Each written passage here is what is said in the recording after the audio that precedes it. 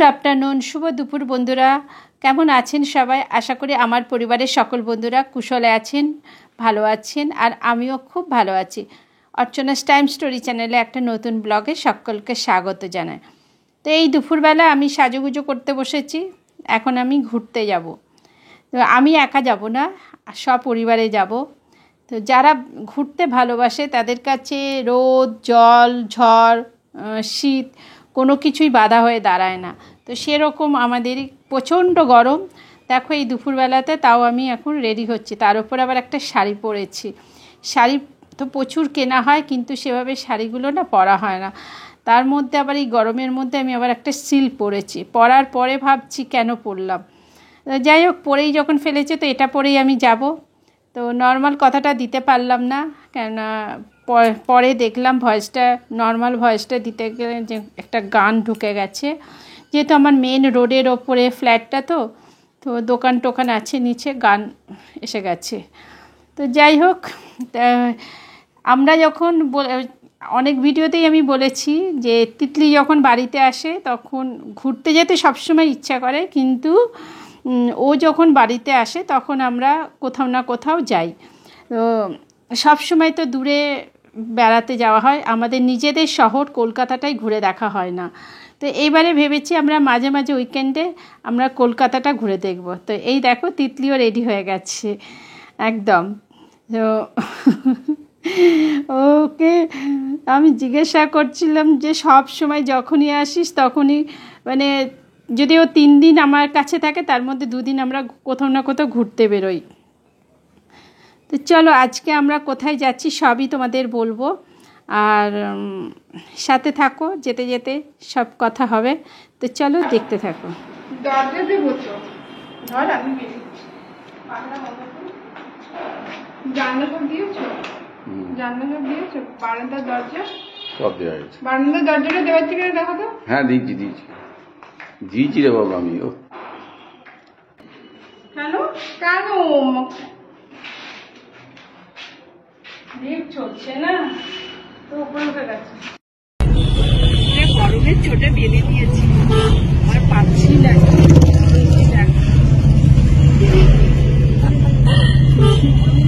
কোথায় যাচ্ছি? কোথায় যাচ্ছি?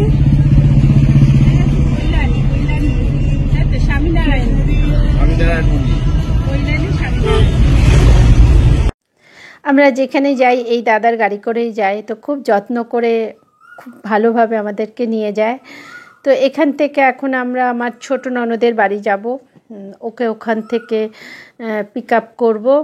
ও আমাদের সাথে যাচ্ছে। তো ওর বাড়ির কাছে ও দাঁড়িয়ে থাকবে, তো সেই জন্য ওকে এই যে দাঁড়িয়ে আছে, এখান থেকে নিয়ে নেব।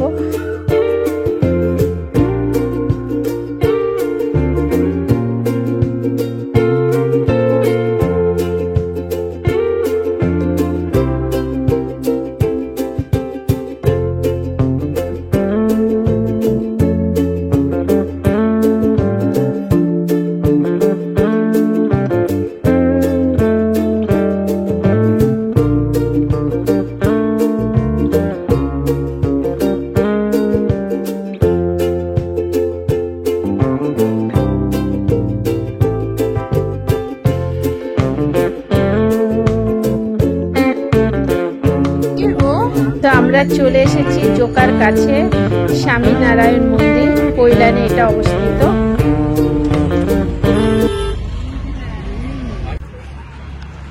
খুব সুন্দর এই মন্দিরটা, বেশ পরিষ্কার পরিচ্ছন্ন একটা মন্দির। আর এই মন্দিরটা জানো তো সকাল 8টা থেকে বেলা 12টা অবধি, আর বিকেল 4টে থেকে রাত 8টা অবধি খোলা থাকে। দিল্লিতে যে মন্দিরটা আছে স্বামীনারায়ণ মন্দির, তার আদলেই এই মন্দিরটা তৈরি, তারই একটা ব্রাঞ্চ এটা। আর আমি শুনেছি এদের নাকি 1150খানা এরকম মন্দির আছে, তার মধ্যে কলকাতায় একটা এই মন্দির। তো আমরা যখন গেট দিয়ে ঢুকছি তো ওখানেই দেখলাম খাবারের মানে অনেক দোকান রয়েছে, চায়ের দোকান রয়েছে। তো আমরা বাড়ি থেকে বেরিয়েছিলাম 2-2:30টার সময়, আমাদের এখানে আস্তে আস্তে 4টে বেজে গেছে। তো এইখানে গেটের মুখেই এই দোকানগুলো, মন্দিরের ভেতরেই। তো এখান থেকে মন্দিরটা যেতে গেলে আরও অনেকটা সময় লাগবে। তো আমরা এখানে ওই জন্য চা খেয়ে নিলাম, খেয়ে নিয়ে তারপরে আমরা মন্দিরটা দেখতে ঢুকবো, গেলাম। তারপর এখানে জানো তো পার্কিংয়ের খুব ভালো, যারা গাড়ি নিয়ে আসবে পার্কিংয়ের ব্যবস্থা আছে, 50 টাকা করে পার্কিং চার্জ। তুমি যতক্ষণ ইচ্ছা থাকো, কোনো ব্যাপার না যে এতক্ষণ বা 1 ঘন্টা বা 2 ঘন্টা এরকম না, যতক্ষণ ইচ্ছা থাকতে পারো। তবে এই গরমের সময় জানো তো বিকেলটা আসা সব থেকে ভালো, দারুণ। তাহলে তুমি বিকেলের মন্দিরটাও দেখতে পেলে। আর সন্ধেবেলায় যখন লাইট জ্বালার পরে কি অপূর্ব সুন্দর লাগছিল, কি বলবো।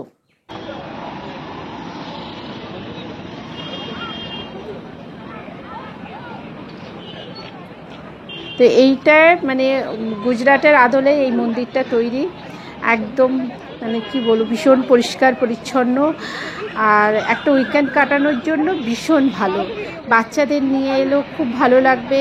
এখানে অনেকগুলো মানে দোলনা টোলনা রয়েছে, বাচ্চাদের খেলার অনেক কিছু রয়েছে।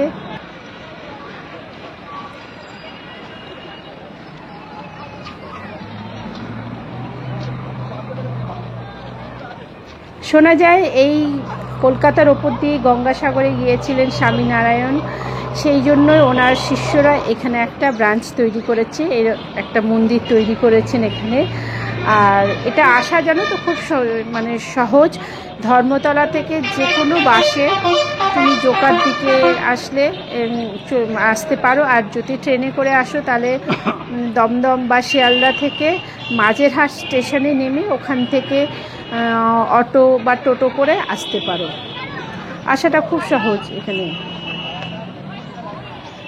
আর একটা জিনিস কি জানো তো, শুনলাম এখানে এসে, এখানে কিন্তু কোনো ভিক্ষুককে বসতে দেয় না মন্দিরের সামনে। আর যতগুলো এইরকম স্বামীনারায়ণ মন্দির আছে, কোনো মন্দিরের ওপর দিয়ে নাকি কোনো পাখি উড়ে যেতে মানে কেউ দেখেনি কোনো দিন। তো জানি না এটা মিরাক্কেল হতে পারে। তো শুনে ভালো লাগলো, ওখানে শুনছিলাম। আর মন্দিরের ভেতরে রয়েছে স্বামীনারায়ণ আর রাধা কৃষ্ণের মূর্তি রয়েছে। তবে মন্দিরের ভেতরে কোনো মোবাইল অ্যালাউ নয়। সামনেটা তুমি যত ইচ্ছা ছবি তোলো, ভিডিও করো, কিন্তু মন্দিরের সামনে থেকে একটু এগিয়ে গিয়ে সামনে থেকে মন্দিরের ছবি তোলা যাবে না, সোজাভাবে কোনো ছবি তোলা যাবে না। এই দূর থেকে, যত দূর থেকে তুলছো ঠিক আছে, কিন্তু ওই সিঁড়ির ওখান থেকে একটা ব্যারিকেড করা আছে, সেই ব্যারিকেডের ওখান থেকে কোনো ছবি তোলা যাবে না মন্দিরের সামনে।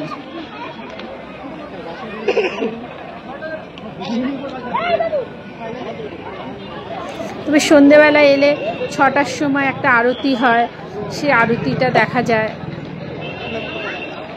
এদের 4 বার পুজো হয়।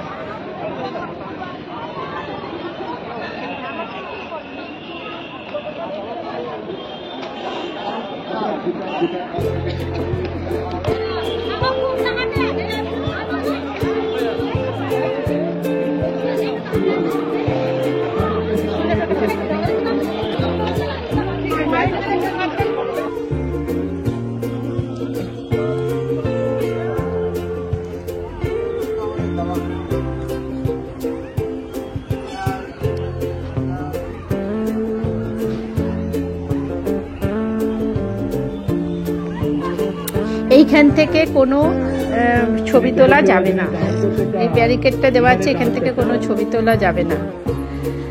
আর এখানে মন্দিরের গায়ে জুতো রাখার জায়গা আছে, সেখানে তোমাকে কুপন দিয়ে দেবে, সেই জুতো রাখলে সেখানে কুপন দিয়ে দেবে সেটা।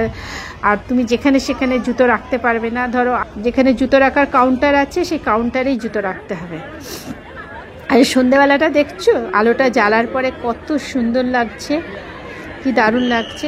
এই মন্দিরটা দোতলা, ওপর পোর্শনটা প্রথমে যেতে হবে, ওখানে আমরা অনেকক্ষণ বসেছিলাম। তারপরে উল্টো দিক থেকে একটা সিঁড়ি আছে, সেখান থেকে নেমে নিচের একতলা যেখানে স্বামীনারায়ণের মানে সোনার মূর্তি আছে, তো তো সেখানে গিয়েছিলাম। তো ওখানে আমাদের জল অর্ঘ্য দিতে পারো, সেটার জন্য 50 টাকা করে নিচ্ছে। তো দুজন দিতে পারো, তার জন্য প্রসাদও দেবে। আর ঠাকুরকে মানে অর্ঘ্য করতে, জল অর্ঘ্য বলছে, সেটা দেওয়া যায়। প্রচুর আছে তোমার।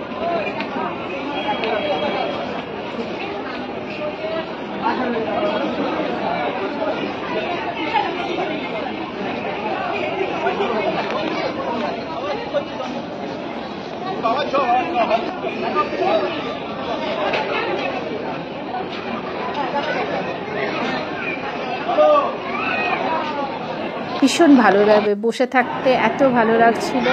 তো যার পরে আমরা সন্ধেবেলায়, তখন 8টা বাজে, আমরা বেরিয়ে এলাম। ওই সামনে এখানেই অর্গানিক চাষবাস হয়, তো সেখানে একটু গেলাম। ওখানে অনেক শাকসবজি বিক্রি হচ্ছিল।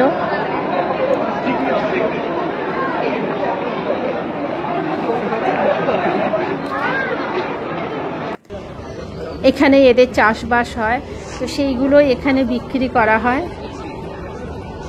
বাইরের থেকে দাম একটু কম।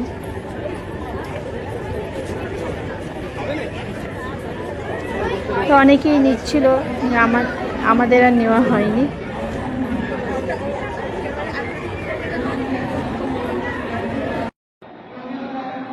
তো এই যে এখানে ক্যান্টিনটা রয়েছে, আর এইদিকে বুক স্টল রয়েছে। কি এখানে বিভিন্ন রকম ধূপ, মোমবাতি, বই রয়েছে। এগুলো তোমরা গিফটের জন্য নিতে পারো, অনেক কিছু রয়েছে এখানে বিক্রি হচ্ছিল।